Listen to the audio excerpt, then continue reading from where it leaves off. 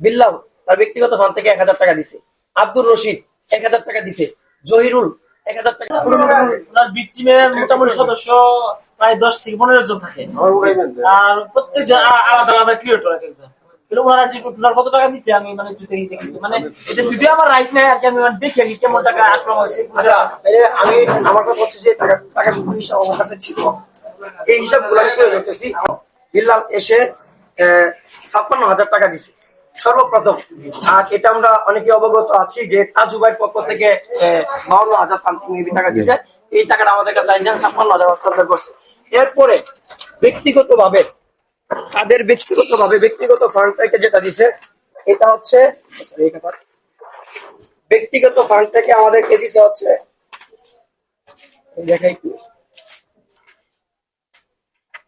ব্যক্তিগত ফান্ড থেকে দিছে আমাদের হচ্ছে প্রত্যেকটা ব্যক্তি বিল্লাল ভাই টিম। এখানে আমি যেভাবে লিখে রাখছিলাম, বিল্লাল তার ব্যক্তিগত ফান্ড থেকে 1000 টাকা দিছে, আব্দুর রশিদ 1000 টাকা দিছে, জহিরুল 1000 টাকা দিছে, মুমতাজ 1000 টাকা দিছে, পারভেজ ক্যান্ডিড 1000 টাকা দিছে, নাজমুল 1000 টাকা। আর বাকি দুইটা নাম দেখতেছেন, এটা হচ্ছে অন্যরা দিছিল, একসাথে তুলে নিছি। একটু ফুটেজটা নাও।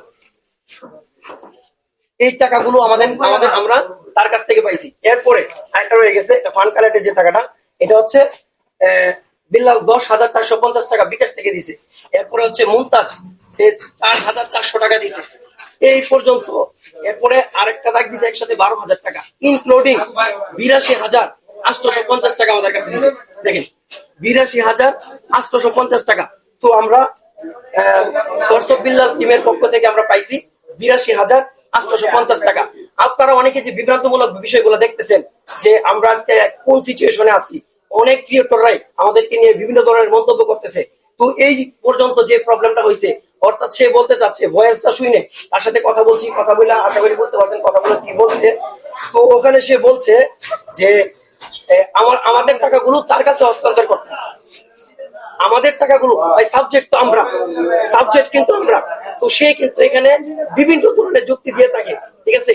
তার মতো মনোবিজ্ঞানী, তার মতো শিক্ষিত পারসন বাংলাদেশে আর নাই, সে এটাই বোঝাতে চাচ্ছে।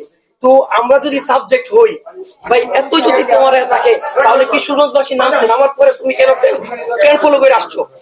যদি তুমি ট্রেন্ড ফলো নাই করতা, তাহলে তাজুকে কেন ফলো করছো? এই তাজু ভাই যখন ট্রেন্ডিং এ, তখন তুমি তাজু ভাইয়ের জন্য কিছু করতে যাও।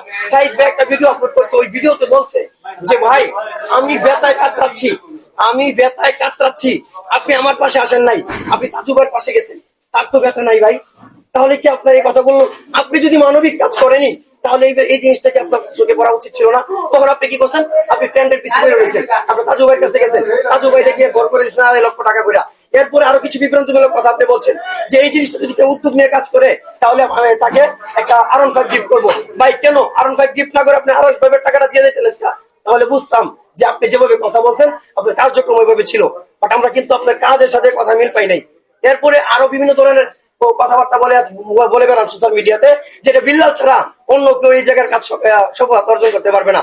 আলহামদুলিল্লাহ, আমরা এই পর্যন্ত প্রায় 20 লক্ষ প্লাস সংগ্রহ করছি। বাকিটাও জাতি জানবে, জাতি বুঝবে। যদি মনে করে যে আমরা অনেস্টলি কাজ করতেছি, পুরো দেশবাসী যত মানুষ আছে, মনুষ্যত্ব জাতি সবাই কিন্তু একতাবদ্ধ হয়ে টাকাগুলো দেওয়ার কারণে আজকে এই টাকাগুলো আসছে। তাহলে ভাই কেন এইভাবে প্রতারণামূলক কাজ করেন? এই যে কাজগুলো করতেছেন, আপনারা এখনো ফান্ড কালেক্ট করতেছেন, কিন্তু আমাদের কাছে হিসাব দিচ্ছেন না। ভাই আসল ভাই আর কিছু বলবেন? না, আর কিছু বলার নাই। যেহেতু এখানে আমরা আসলে যতদূর বুঝতে পারতেছি, যেহেতু মোটামুটি আপনাদের ফান্ড কালেকশন মোটামুটি শেষ পর্যায়ে, তো দেশবাসীকে জানাই দেন যেন আদার্স কেউ এককভাবে আর ফান্ড কালেক্ট করার প্রয়োজন নেই। অসংখ্য ধন্যবাদ ভাই। এরই তো না বুঝি, তাই না? যদি কেউ করে থাকে সেটা যেন এসে সেটা আপনাদের কাছে দিতে স্বাচ্ছন্দ্য বোধ মনে না করে, তার পরিবার আছে, তার বাবা আছে, তার বাবার কাছে দিয়ে যাক।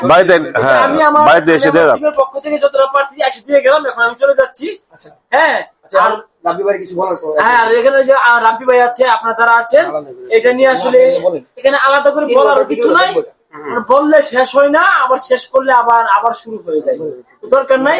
এই বিষয়টা বলেন আপনি, এটা বলেন। আচ্ছা, অসংখ্য ধন্যবাদ।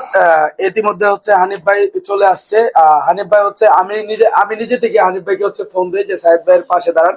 হানিফ ভাই হচ্ছে হানিফ ভাই, আপনাকে তো আমি বলছি যে সাইদ ভাইয়ের পাশে দাঁড়ানোর জন্য, এবং কি আপনি নিজে থেকে তো খোঁজ নিয়ে তারপর আসছেন, তাই না? রাব্বি আমাকে খবর দিছে এবং ফোনও দিছে রাব্বি সারাতে আমি আসলাম এই সায়েদ ভাইয়ের বাড়িতে।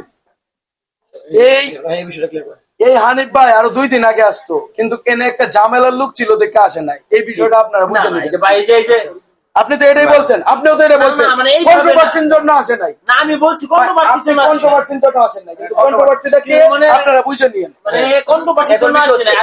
আর কন্ট্রোভার্সি কিন্তু মানে এক হাতে হয় না, এখানে আরেকটা লাগে। এই যে এক্স্যাক্টলি এটা মানে আমি এই জন্য আসি। এখন আচ্ছা, এমন বিষয়টা হচ্ছে এই যে হিসাবটা দিছি যে আপনি তো আমাদের মানে গার্জিয়ান হিসাবে কাজ করছেন, আমি যে হিসাবটা দিছি এই হিসাবটা কি ঠিক আছে? ঠিক আছে, সম্পূর্ণ। আচ্ছা ঠিক আছে, এই যে হিসাবটা আমি যে এই পর্যন্ত যে হিসাবগুলো আমার কাছে ছিল এই সম্পূর্ণ হিসাব আমি রাব্বি ভাইয়ের হস্তান্তর করে দিলাম। এই বিষয়টা হচ্ছে আপনারা সবাই অবগত থাকবেন। ঠিক আছে, সবাই ভালো থাকুন, সুস্থ থাকুন, আল্লাহ হাফেজ।